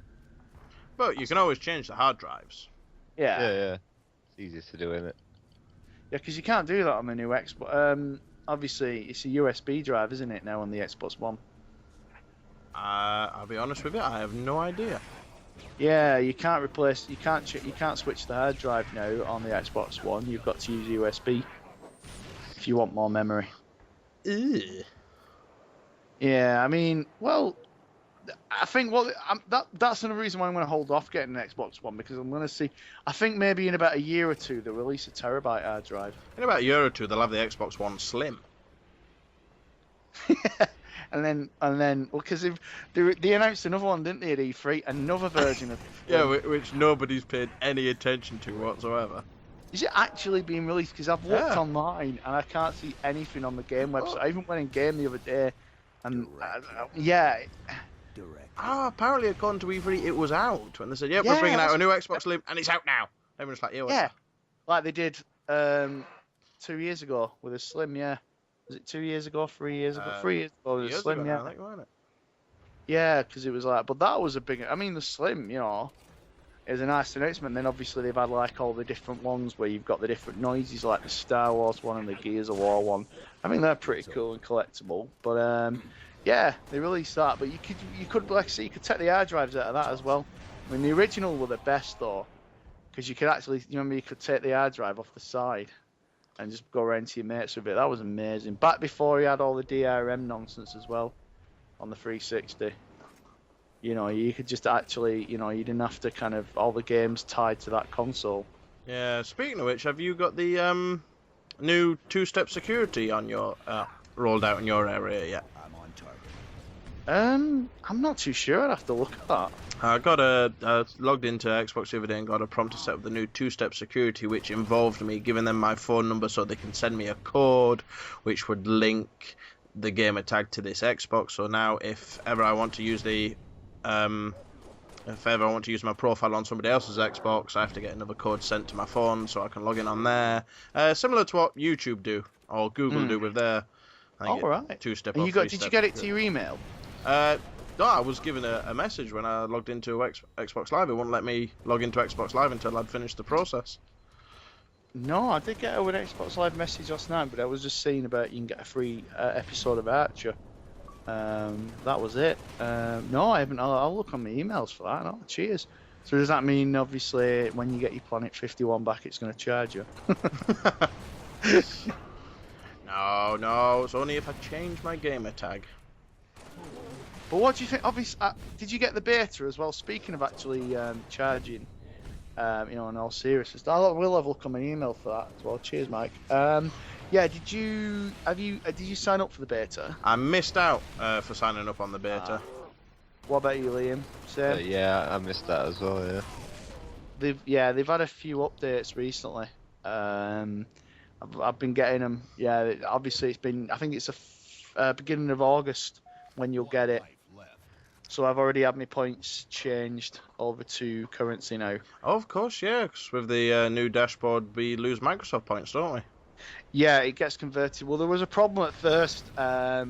People were say if you was getting, I don't know. I think obviously the conversion rate is like $9.99 for 1,200 whatever. But originally there was people were getting. Say if people were buying like 2,100 points, they were only getting like 15 quid instead of like 17 quid or whatever it should have been. So obviously there's been a bit of obviously they had to kind of roll out a few updates to sort that. But yeah, you'll get that soon. Apparently it's the beginning of August. And automatically it's like when you want to get something, it automatically just puts your points into money. Because like when you log on to Xbox.com, it's done it as well now because it says like no points on my thing. It doesn't even say money. I suppose it's a good idea. What's your view on that as well? What do you both think of that? Getting rid of MSP. Well, to be fair, I always felt that the Microsoft points were just unnecessary. I don't know how you felt about them, Liam, but Yeah, it should have been cash from the beginning, sort of thing. Well, yeah, but it'll currency, like points cards, obviously. Like, oh, you can have that. You know, like obviously it'll convert. I mean, do you think they'll get rid of points cards in game now? I can't see them having any other choice, to be honest, if they're getting rid of Microsoft points altogether. I mean, otherwise it's just the equivalent of them sticking a $5 on a thing and then charging you a $5 to buy the $5. It just wouldn't make any sense having points cards. Yeah. But it always amazed me why it took so long to get PayPal involved in all this. I mean, like I said, I've got PayPal linked to my Xbox account now, and it's just seems that much easier than having to faff around with Microsoft points and all that nonsense. I don't really, especially after what happened with Sony a couple of years ago, you know, was it last year? I'm kind of a bit wary about the whole putting my details and stuff and PayPal and stuff on. Yeah, I suppose I can see obviously there's good reason to be wary about it, but seeing as I haven't got any money anyway, I don't really think it's a big issue. What did you, Liam? Did you have your credit card details on PS3, or did you not get caught? I had them on it, but I didn't get caught out. You had money to steal. No. Well, about a week after it flashed up just to change my password. it all worked out fine. So, and then Sony gave everyone free PlayStation Plus with free games, so weren't too bad. Yeah, I mean, as I recall, I don't think there was ever any money stolen, was there? During the No. hack, there was nobody's account seemed to be compromised in the slightest. Oh, they put money in Liam's account. But yeah, that PlayStation Plus thing. I mean, yeah, obviously it was good of them to do that. Obviously giving you a free game or whatever, choice of games for what happens, even if you weren't affected. Was it just for if you were affected by it, or? No, everyone got it. Ah, sweet. But yeah, you know, we were talking about before. Obviously, are you part of the PlayStation Plus service, Liam, or? No, I have had a couple of trials on it, and it is worth the money. I'd definitely get it on PS4, and then not get Xbox Live sort of thing. But is it not like effectively like a rental service? Well, when you subscribe to, obviously they give you 2 free games a month. Yeah. But it gives you a discount on those games as well. So say if you buy any game or movie, they'll knock so much off. Oh, alright, cool. As well as being a lot of things free, it works on PS Vita as well, so you get lots of downloadable titles on that. Nice. Speaking of which, you just reminded me of a thing, a difference between the PlayStation Plus and the Xbox Live for the new consoles. With obviously, PlayStation Plus is for like, so you can play your multiplayer games as well, like you can on Xbox Live Gold.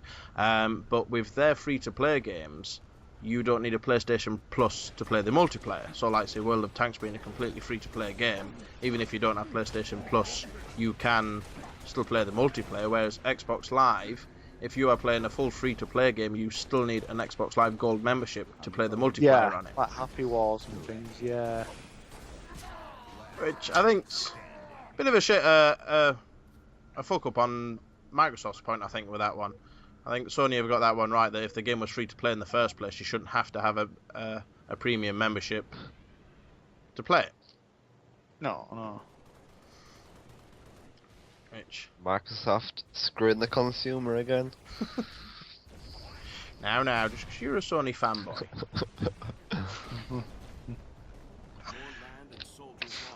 I love both.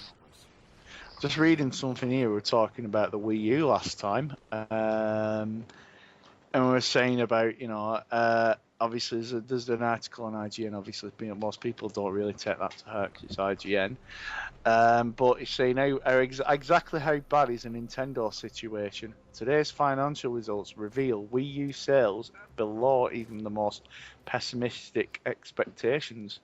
But should we be worried that Liam's only owns 2 games for it? 3 games. Well, that 3? Oh, what did you get since last time? Batman, Arkham City. Oh, the Armored Edition, Arkham City.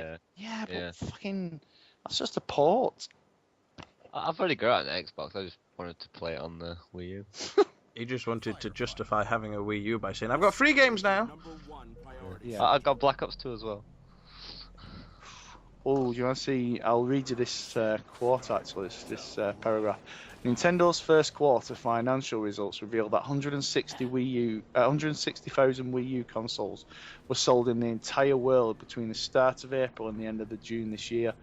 I don't think anyone was expecting a sudden resurgence after the grimace-worthy figures of the final 3 months of the last financial year, but that is below even the most pessimistic expectations. It's more shocking when you break it down by territory. Of that paltry number, 90,000 were sold in Japan, 60,000 in the Americas, and just 10,000 in Europe, Australia, and the rest of the world.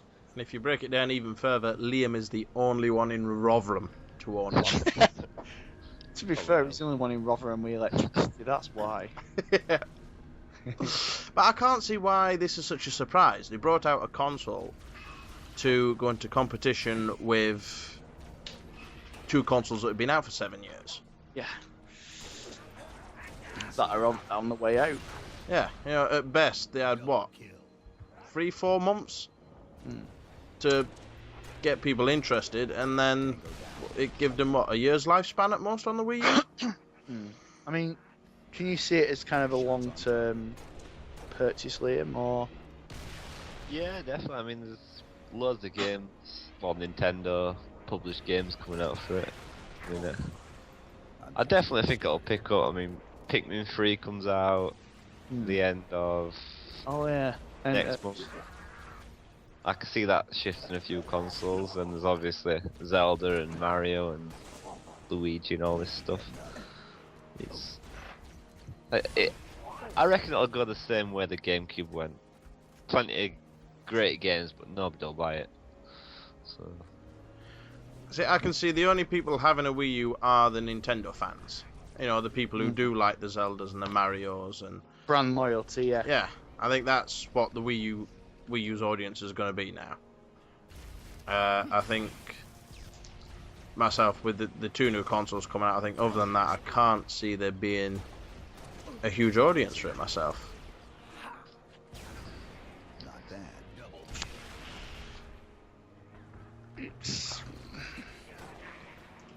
I think it's one of them you probably have to give time first, you know, but has it got time on its side though? That's the main question, yeah, you know.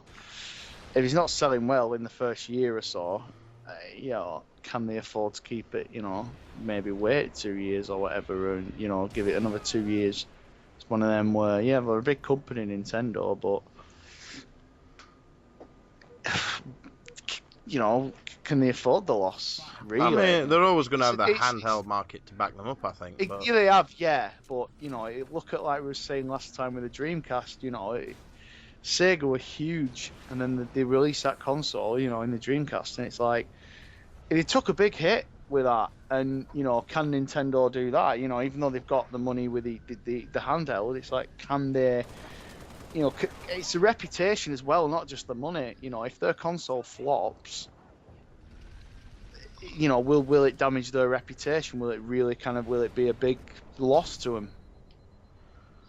I don't know, I mean, I suppose it could do, but then again, Nintendo have been around for years. They're brilliant survivors. I mean, you can pretty much hold them responsible for bringing the video game industry back from the huge crash. It's, you know, if it wasn't for the NES system, we probably wouldn't have the consoles we've got now. And I think that Nintendo, what Nintendo do best is they're brilliant at reinventing themselves. It's one of the things they do best is innovation. So I think they'll pull it around one way or another. I'm not quite sure how they do it with a Wii U, but I'm sure they'll pull out some rabbit from the hat. Hopefully bounce back, yeah. You know, yeah. I mean, it's like the Nintendo. Well, the Nintendo 64. You know this. I think, you know, compared to like the Saturn and sorry, not the Saturn. Compared to like the PlayStation, it was like it didn't. You know, the games didn't look as impressive, but what their strengths were the fact that the games were great. You know, like you said, your Zeldas and your Marios and things, and it's like, I think that's where hopefully they'll improve with the games. You know, the console itself, I'm not impressed with it, but the games, yeah, if the games are great, that's where it'll pull more people back in, yeah. It's, you know, like a great Mario game, like the Galaxy games I was saying about the last podcast. It's like, they were amazing on the Wii. You know, and it's just like, I think that's where hopefully they can maybe, you know, if the console's not impressive, you know, people forget about the console not being impressive if the games are great. You know, if that's what they want, but it's the pad, like I say, it's still, don't know, it's... I mean, I'm gonna have to defer to Liam with that one because I haven't actually played with the pad yet. But you're a big fan of it, aren't you? You quite enjoy the touchscreen. In my opinion, it's best control pads to date. Really? Mm-hmm. Yeah, the triggers feel so comfortable. The analog sticks feel nice in your hands. It's light. The screen's pretty good on it. It immerses you in the games as well. It just feels so natural in your hands. definitely built for first-person shooters. It's you'd have to have a go to believe it, but a couple of hours on it and it'll feel as natural as a 360 pad. That's a big, that's a big call, but fair dues. Have you not played? You never played on one, Mike? No, not yet. Not yet. Alright. I'm surprised at that. Well, because usually I have them set up around a few places, like HMB and things like that. I don't get out very often. Yeah, and whenever you were out in town, it's always what she says. Yeah, I'm gonna make you sit in this clothes shop for an hour. Well, I'm gonna try on a load of clothes and I'm not gonna buy. Why have you got 50 pairs of shoes? You've only got 2 feet. You do that thing where you look in HMB, yeah, and you're like, HMB is amazing for that. It's like, you just kind of go in there and it's like they should have creches for us blokes. Like somebody behind the bar, you can pull your own pints and they've got consoles set up and football on telly, or maybe whip it racing for you, Mike. Hey, there's an idea. That's it. Crazy Horse Gaming is now closing down and we're opening up the first male-orientated crash. Help yourself bar, Branch whip out, it yeah. races. Crazy whip it gaming.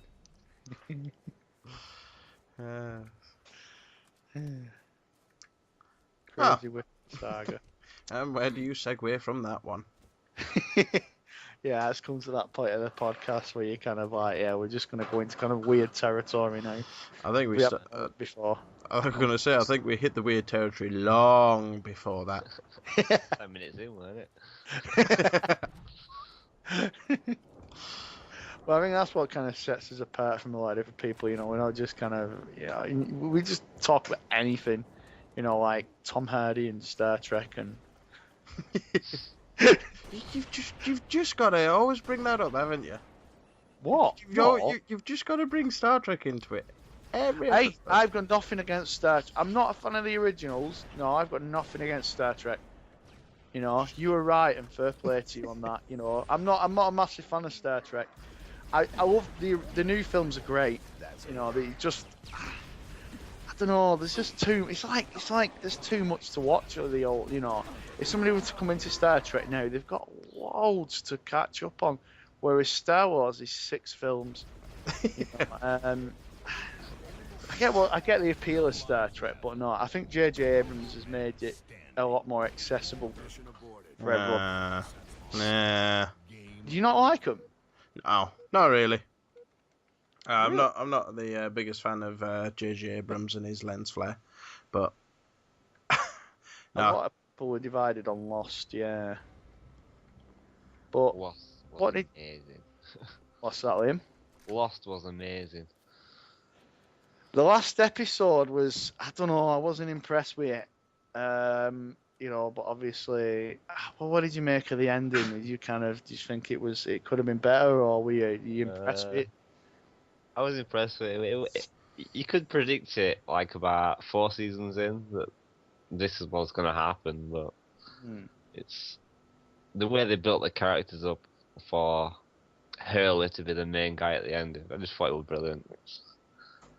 It's not very often you see something like that. Well, there's like a few of us at work have switched off Revolution, really. Kind of watched a few episodes of that, and that's wasn't keen on that. That's new J.J. Abrams show, but Yeah. what do you not like about this Star Trek reboots, man? I thought they were, that's what I said. I thought they were made it more accessible, like for kind of not just Star Trek fans. It's not just that, it just seems lazy. I don't think they've got the right actors for the characters. The stories just seem to be rehashed old episodes or just blatantly cutting bits out of different films and mashing them together. I mean, I'm all for originality and reinventing the franchise. I just wish they'd do a proper job of it. It just seems half-hearted to me. Yeah, that's pretty much my opinion on the new Star Trek film so far. You're being harsh there. Why have you seen them, Liam? Yeah, I enjoyed them. I haven't seen Into Darkness yet. Is Benedict good in it? I've heard a lot of good things about him. I've not seen that one. I've seen the first one. Alright. Well, what did you reckon to Newcastle? Like, did you think he were good? Kirk and Spot? Spot were good. Yeah, I thought Kirk was a little bit cocky. Didn't seem like the old one. I thought Spot was spot on. They love the lens flare. And Even the game. yeah, well, I was just about to say, and I'm slightly tainted because it's because of that I had to play that god awful game, but which I think's kind of scarred me in more ways than I'd like to admit. 4 out of 10. Is that generous? Yeah. See, one of my mates at work, he's like, it's not that bad, you know, and he's a big Star Trek fan as well, but it's kind of like with Aliens Colonial Marines. I'm morbidly curious to play it. Don't do it. You'll personally You'll come never out be and the slap same me. again. What? You'll never be the same again.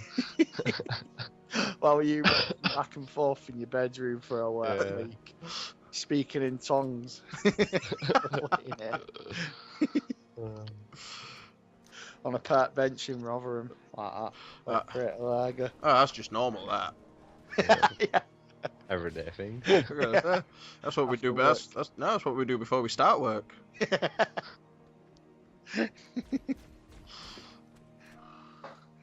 Is that how you got your money for, what was it, Road Avenger? Yes, awesome game. You were rooting, no, don't lie, you were rooting for it, Bins, weren't you, for your dinner and you just found it. But with the Sega CD still plugged into it and... I let James roll through it away, yeah. I like Road Avenger. Yeah, I'm a fan of the Sega CD as well, so I can't... It's more out of nostalgia than anything else. No, I think it was not as bad as I think the Sega CD was cool, it was just the 32X was awful. I've got one of them too. I know, yeah, you said last time, but... the 30, what games have you got for 32X? Virtua Racer. You can get that on the Mega Drive. I know. But this is the deluxe edition. What? Yeah. Come on, get there. The deluxe edition? Yeah, the deluxe edition. Well, what's so deluxe about it then? It comes with the 32X. That's it. Yeah. Yeah, did you ever play it on the Mega Drive? No, I don't think I did, to be honest. I think they released that and I can't remember what else it was now. I remember correctly, it came with like in a stupidly big cartridge, didn't it? Yeah. Yeah, it was like a kind of it was like a massive, I don't know, it's a dome shaped kind of, well, a bit more of a kind of more square dome shapes. Yeah, it was huge. It was like the EA titles as well on the Mega Drive. They had these like yellow things in the cartridge, something on the side. Right hand side. Yeah, like what was that about? Chip sort of thing, or Was it a I think it was like a memory expansion or something. Because they had the thing in it, and they had like one we met with Sonic games, didn't they? Like Sonic and Knuckles or whatever it was, where you could actually save your game. Yeah, you could also plug another game on top of it. Yeah, and it became like Sonic and Knuckles and Tails or whatever it was. Yeah, they've got them all at Mega Drive collection actually. That's good. Probably dirt cheap that now actually on 360. Obviously it's only one achievement per game, but that's a good collection. And you can unlock the like Master System games. I think they've not got Miracle World on there, but they've got, is it the Enchanted Castle? Oh. Yeah, the Mega Drive version. Yeah. Alex Kidd was great, especially when I had it on Master System 2 when it was built in. Oh. I watched that video the other day, Liam's actually. Yeah. I'll find you a link as well for that T-shirt. Yeah, because the missus will have to get a picture of it. As you said, she made that a while ago. What's the appeal of Alex Kidd to you? Like, what? I mean, like you, I had a Master System 2 and I had it built in. We My snapped. dad, my dad used to play it. My sister did, and we all used to just. It's nostalgic more, no. Yeah, and the soundtrack as well. That. Yeah, it's amazing. Oh yeah, if you go to Truffle Shuffle, it's the one Catherine's got. If you go to truffleshuffle.co.uk, shameless plug there. It's got, if you just obviously type in Alex Kidd, it's the blue one, and it's got him doing the jumping kick, and it says put Alex Kidd push start button. So there you go. Well, thank you. I think it's on there, but yeah, because it's retro t-shirts and stuff like that. Yeah, it's is that kind of your favourite retro game of all time? Possibly, yeah. Mike's is Rise of the Robots in it. Trying to think. I guess. What my favourite retro one would be? It's quite a good Next question. time That. you're on the site as well, could you change my worst game to Balls 3D, please? Well, Balls 3D. we can do. Cheers. No, that is the worst game ever. Balls 3D. So you want it changed into favourite game of all time is Balls 3D. No, Star Trek. Ah. What, the Super Nintendo one? Brilliant game. Oh, it can't beat Super Star Wars. That was amazing. That was rock hard, but it was fantastic. Super Star Wars, they don't make them like they used to. See, Star Wars games, they've been branched out, haven't they? Really, they're not LucasArts anymore, are they? They're kind of all different companies. Yeah, well, hopefully what's the new one called? Is it 2333 or something they're calling it? 1313 wasn't that? 1313? When that cancelled though. Oh, I didn't hear anything about it being cancelled. I just figured it was going to be a next-gen title. I don't know if they've. Well, originally it was cancelled, but I don't know if they've.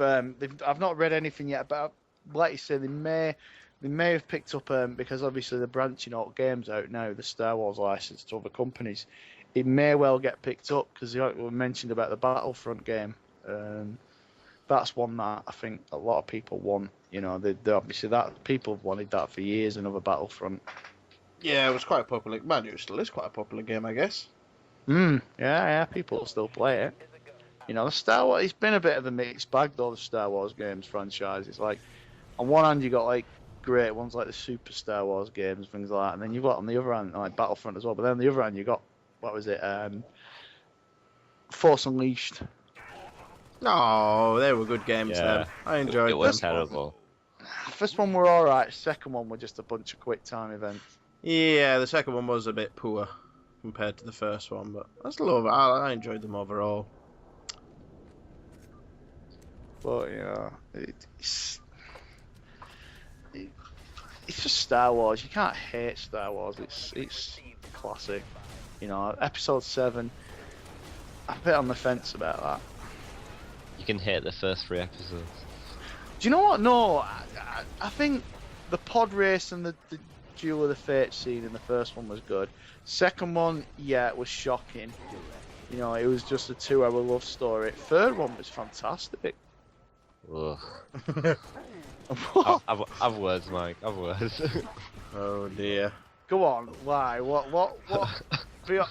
As a fellow Star Wars fan, go on. What?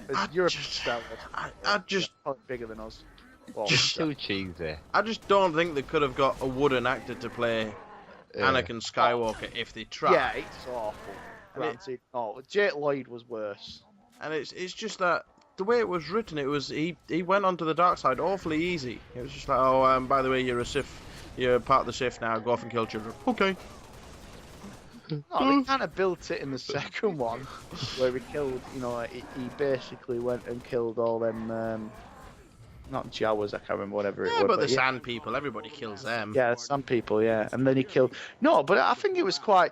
The thing is, the third one was so. I felt so sad when the Order 66, when they executed that. It was like, shit, this is actually quite a heartbreaking scene. For the prequels especially. Yeah, that bit was quite good, and I did like the final duel between Anakin and Luke, Anakin and Obi-Wan. You're meant to be the chosen one. But other than that, I wasn't overly impressed with the third one, and I thought the Phantom Menace was just god awful. Well, the Phantom Menace was basically Star Wars by Jim Henson. It was just pointless. The whole thing. It was just a I pointless hate story. Jake Lloyd. Yeah, I wanted to punch Jake Lloyd for years. Even though I was a kid, I don't care. Same with Chris O'Donnell in the Batman movies as Robin. I wanted to punch him for years as well. I'm a person. My name is Anakin. No. Shut up. It was like, yeah, the pod race scene was cool. But and like I said, Darth Maul, I was ashamed about Darth Maul. I really liked him. I wanted him to be in a bit longer. You know, like the fight scene was amazing at the end. Yeah, the second one was shit. Even though, you know, even the scene with Count Dooku and Yoda, that fight scene only lasted what, 2 minutes? Yeah. That was like, but you know, what do you think Episode 7's going to turn out to be? All right, or No. No, I'm not holding any. I'm hoping it's going to be good. Don't get me wrong, but I don't think it is going to be. It'll be well written. I think, you know, that's what they want again, because you know, even though people, you know, necessarily not everybody agreed with Lost or whatever, but it was still well written, I think. And you know, J.J. Abrams does good writing. You know, you get like Joss Whedon. You know, he's kind of you know, he's like the god of the nerds.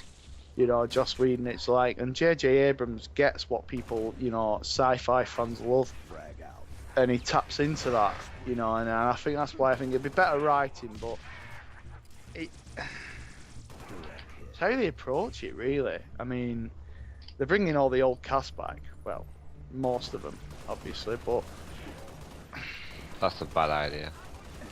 well, I mean, look, yeah, look at I think the way they're going to do it is obviously Mark Hamill's going to be this fat, this fat Jedi leader. He'll just be sat there in his chair going, "Go on, younglings, you do all work. I'll just sit here." Munching a cheeseburger. And Carrie Fisher's just going to be like swearing at telling, you know, that Carrie Fisher will be telling the new Sith Lord to fetch her a coffee. And Harrison Ford will just be Harrison Ford. See, I think they could have done so much more with it by just moving away from the original story arc and done something else in the Star Wars universe. Yeah. I mean, there's so much scope to play with there that I think sticking with the like original arc of, you know, the Skywalkers and all that lot is just a wasted opportunity, in my opinion. I mean, like, we were talking about this at work. I think, like, it'd be really cheesy if they kind of went with, like, maybe Han and Leia had a child together or something and they focused on them. That'd be kind of cheesy. I think if they have just, like, maybe, like, obviously, I hope they were saying recently, Mark Hamill and Carrie Fisher, they're getting fitness trainers in for them to get them in shape. But I mean, Harrison Ford is in fantastic shape. Great actor. I have nothing but respect for Harrison Ford. But anyway, the point is, but I think what they'll do is, hopefully they won't have a big role in it. I think hopefully they'll maybe just kind of, like, you know, like we were saying about Luke will be a Master Jedi. He'll be like the Yoda, and he'll be kind of, you know, like the Qui-Gon. And I think what they'll do is they'll probably just have a scene with him where it'll be like, you know, maybe something in there where he won't be in it long. It'll just show him training him up a little bit. But getting up, but the thing is, though, their egos will probably just like want him in for like 2 hours. They'll probably be like, "No, I've signed up for this. I want to be in it a lot." Yeah, that's what I mean. You don't want to retread old ground, exactly. You know, it's episode 7. It's a new episode. You know, it's, you know, even a new story. Yeah, maybe build up to episode 9 where they rebuild the Sith. See, I would have liked to have seen them gone back to the Old Republic days and maybe touched on that a bit. Maybe Kyle Katarn. Yeah, with the films, I think that would have been quite cool. Oh, they need to bring back the Jedi Academy games as well, actually, to be honest. But yeah, you know, that's a good point. Yeah. I mean, apparently C-3PO and R2-D2 are in it as well. C-3PO is the only one who's, to be fair though, he's the only one who's been in every single Star Wars movie. Yeah, I'm true. Well, I think he's He's got to be in it. You know, he's a big part of he's also isn't there some silly fact like he said the first word in the first Star Wars film and the last word in the last Star Wars film or something like that. Yeah. Which is quite an honour, yeah. Anthony Daniels was saying that, yeah. Which, you know, I mean, there's also them as well over the years about the rumours about Anthony Daniels, hating Kenny Baker. But, you know, it's going to be, I think, you know, obviously JJ's got a tough act. You know, he's got a lot of, you know, work on his hands because it's like, the Star Wars fans are probably the most passionate of sci-fi fans. And, you know, if he slips up like George Lucas did with the prequels, they'll be on him like a pack of hyenas. I say he's only got one shot at this. Yeah, too right. But yeah, we're even going with this podcast. We're hitting the 2-hour mark now. But yeah, all right, because we've got, well, it says 2 hours 17. Obviously, we were talking for about 20 minutes anyway. But yeah, it's. Obviously, were you editing it and everything? Will there be any? Will it have to be cut? Will there be things? Because it's got. Is there a certain length before it'll end up editing stuff off, or can you go? No, I'll get it all up in one episode. There'll be no editing with this because I'm really lazy. So I'll. It'll all go up as one episode. The podcast will all be one thing. There won't be anything edited out or anything like that. So it's either you just sit through 2 hours and listen to us ramble, or don't, basically. But, yeah. If you're still awake by the end of it, I mean, Liam's probably asleep now. There we are. But yeah, I think on that note, we should probably end it on round about here, seeing as I think. Can we just do one more thing? Go on, yeah. No, go on, Liam, yeah. Right, I'm putting a link on right now. It's to the new Pro Evo 2014 gameplay, and I think you'll like it, Marty. Oh, go on. Yeah, I've heard good things about it because like this year's apparently it's gonna be big, recent. Yeah, apparently it's all right. Yeah, it's I've got the one there. Right, let's have a look. It uses the same engine as Metal Gear Solid 5. Does that mean you can hide in cardboard boxes when somebody tries to score a goal? Yeah. Yes! That's what goalkeeper does. Oh yeah, send us a link. Yeah, that'd be cool. Definitely. Cheers. Because it's all right. Yeah, there. I've got the YouTube video. Nice. Yeah, because apparently it's going to be because Pro Evo's been its shadows on it for a while. Yeah. Well, since 6 now. Yeah, 6 was great on PS2. 4, 5, and 3, 4, 5, and 6 were amazing. Yeah, the best by a mile. Oh yeah, that was back when they were, because FIFA were appalling on PS2. Yeah, it's just shocking. It was so slow, wasn't it, as well? Yeah, and then did you play it? Did you play the Pro Evos on 360? Yeah, well, I've got them all for PS3. Everybody play football, soccer. Yeah, 2008 was awful online. That was with 2008 with a one after 6, weren't it? No, there was a 2007 as well. Was it? Yeah, because 2008 came out in 2007. They do it like FIFA, don't they? Oh yeah, it did. Yeah, that's when they changed it, didn't they? Yeah. Yeah. Yeah, Michael Owen up front. Yeah. The Wii versions are supposed to be alright, if you ever tried them. Yeah, they're good as well. It's a bit more. Like move the thing to where you want to pass it, and then you like move a player with analog stick. It's quite good. Nice. But they've recently put that on PS3 and Xbox versions. Have they? Alright. Yeah, you use hold L1 down and use your right analog stick, and that left analog stick, and it directs where your pass wants to go. So all you have to do is press X for your power. Nice. Yeah. Are you going to be buying it again this year? I think I'm just going to rent it or. Yeah, I'll probably buy it. I bought 2013 last Saturday. It's not bad. It's just hard to score. Nice. I'll get that video I'll watch as well. Cheers. Are you getting WWE 2K14 or are you not bothering? I'm gonna pass this year. It doesn't look that impressive. No, but yeah, it just does look a lot like 13. It'd be amazing next gen, all being well. Yeah, if they ever get one out, yeah. Hopefully the servers will be better by then. But this is 2K games. Yeah, true. Push out bad game after bad game. So you're right. They were great when they were on the PS1, the SmackDown games, not the Attitude and Warzone. Are you watching SummerSlam or? Of course. Wouldn't miss it for the world. Now there's rumours Randy Orton's going to cash in at the end of the D. Bryce Cena match. Yeah, I've heard about that. Daniel Bryan wins, and then he does that, and then it sets off like a feud between them two. But, Yeah, I want Daniel Bryan to stay as champion for a while, because he's so over. If you go on YouTube, actually, I don't know if you could probably download it online, but I watched Total Divas. They had the first episode. It's so fake and scripted. It's unbelievable. Did you watch it? No, I can't stand them. I wait for Raw online. The Divas matches, I just skip. That's so annoying. Yeah. Just a really, really long piss, yeah. But the thing is, AJ and Caitlyn, even though they're milking that match, they're actually pretty good divas.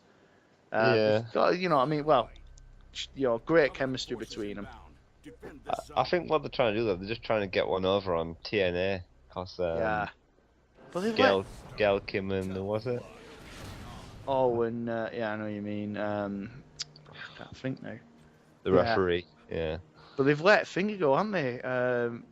Tara, Yeah, Victoria. Yeah. Yeah, exactly. she'll be back, won't she? Well, they've made a lot of cuts in TNA because of bloody Hulk Hogan's contract, basically. It's like, we can't afford, we can either keep paying Hulk Hogan loads and make cuts in TNA or get rid of Hogan and keep the real talent.